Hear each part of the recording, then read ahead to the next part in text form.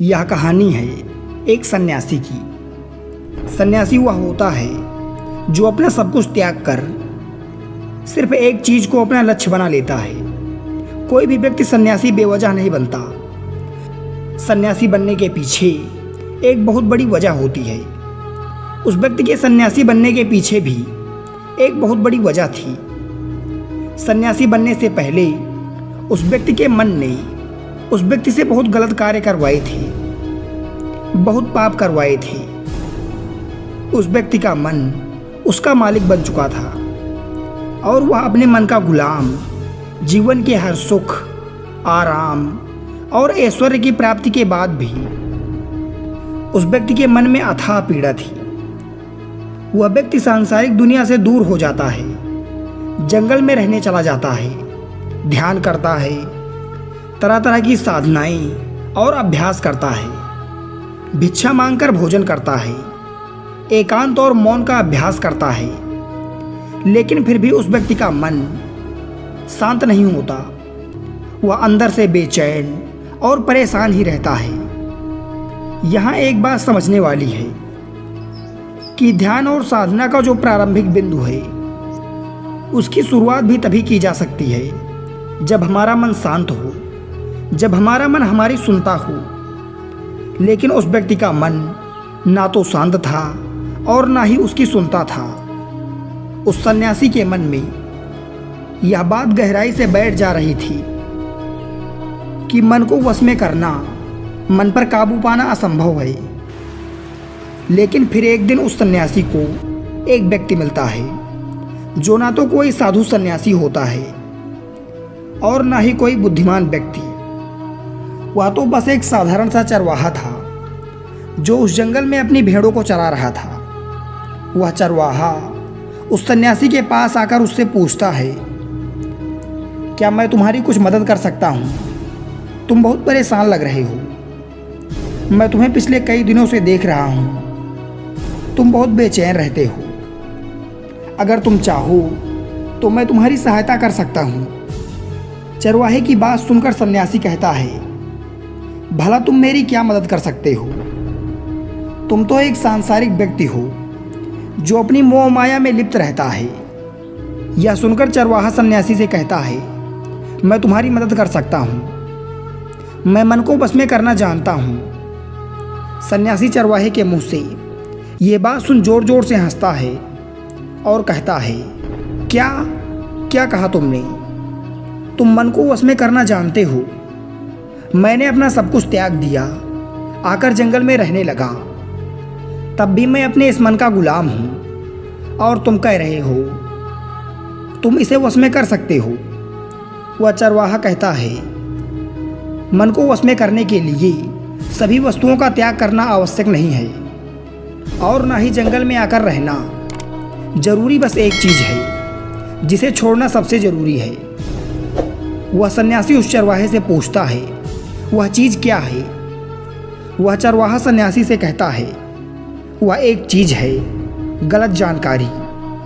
आज तक हमारे भीतर जो भी जानकारी गई है उसी ने हमारे मन का निर्माण किया है। सन्यासी उस चरवाहे से पूछता है, परंतु वो कैसे? वह चरवाहा समझाते हुए कहता है, मान लो तुमने आज तक अपने जीवन में सेब का फल नहीं खाया, तुम्हें सेब के स्वाद के बारे में कुछ भी नहीं पता, तो क्या तुम्हारा मन कभी सेब खाने के लिए कर सकता है? नहीं ना। इसीलिए हमारे मन का निर्माण जानकारियों से होता है। वह सन्यासी उस चरवाहे की बात से प्रभावित हो जाता है और उससे पूछता है, क्या आप इस बारे में मुझे और विस्तार से समझा सकते हैं? वह चरवाहा उस सन्यासी से कहता है, अगर तुम अपने मन को वश में करना चाहते हो तो अब मेरी बातों को ध्यान से सुनना। अगर तुम अपने मन को वश में करना चाहते हो तो अब मेरी बातों को ध्यान से सुनना। तुम अपने मन को वश में केवल तभी कर सकते हो जब तुम अपने मन की जड़ों को देख पाओगे। मन का निर्माण जानकारी से होता है और हमारे शरीर में जानकारी के 5 प्रवेश द्वार होते हैं। पहला, आँख। हम अपनी आँखों से जो भी कुछ देखते हैं, अच्छा या बुरा, वो सब हमारे मन की याददाश्त में इकट्ठा होता रहता है। दूसरा कान, हमारे कान जो भी कुछ सुनते हैं वो भी हमारे मन में बीज के रूप में बो दिया जाता है। तीसरा जीभ, जिस भी चीज़ का स्वाद हम एक बार ले लेते हैं वह हमारे मन की याददाश्त में अंकित हो जाता है। चौथा है नाक, जो भी हम एक बार सूंघ लेते हैं, खुशबू या बदबू वह भी हमारे मन में दर्ज हो जाती है। पांचवा है त्वचा, जिस भी चीज़ को हम एक बार स्पर्श कर लेते हैं, एक बार छू लेते हैं, उसकी याददाश्त हमारे मन में कहीं ना कहीं अंकित हो जाती है। इन 5 शारीरिक दरवाज़ों से जो भी जानकारी हमारे अंदर जाती है वह जानकारी बीज के रूप में जमा हो जाती है और धीरे धीरे वृक्ष बनती है। हमारा मन मिट्टी की तरह है जिसमें बीज बोए जाते हैं और हमारी बुद्धि बीज बोने वाले किसान की तरह है। अगर हमारी बुद्धि गलत जानकारी के बीज को सही जानकारी के बीज समझकर बो देगी तो जब भविष्य में वह बीज वृक्ष बनेगा तो वह खराब फल ही देगा।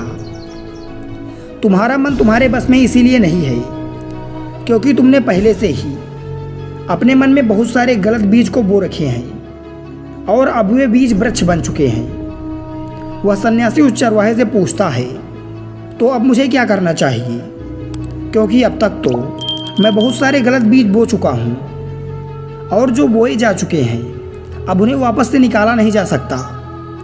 वह चरवाहा उस सन्यासी से कहता है, अब तक तुम अनजाने में गलत बीज बो रहे थे, लेकिन अब जानबूझकर सही बीज बोना प्रारंभ कर दो। भीतर अगर हजारों बीज गलत हैं तो क्या हुआ, अब से लाखों सही बीज बोने के लिए तैयार हो जाओ। तुम्हें बस पूरे दिन इस बात पर ध्यान देना है कि इन 5 द्वारों से तुम्हारे भीतर क्या जानकारी जा रही है और जो जानकारी जा रही है वह सही भी है या नहीं। वह सन्यासी पूछता है, यह काम कब तक करना होगा? वह चरवाहा कहता है, पूरी जिंदगी भर। जिस प्रकार तुम हर दिन अपने पेट को अच्छा भोजन देते हो उसी प्रकार तुम्हें हर दिन अपने दिमाग को भी अच्छा भोजन देना है, यानी सही जानकारी और सही विचार। जीवन में हर दिन हर पल तुम्हें 2 विकल्प मिलेंगे।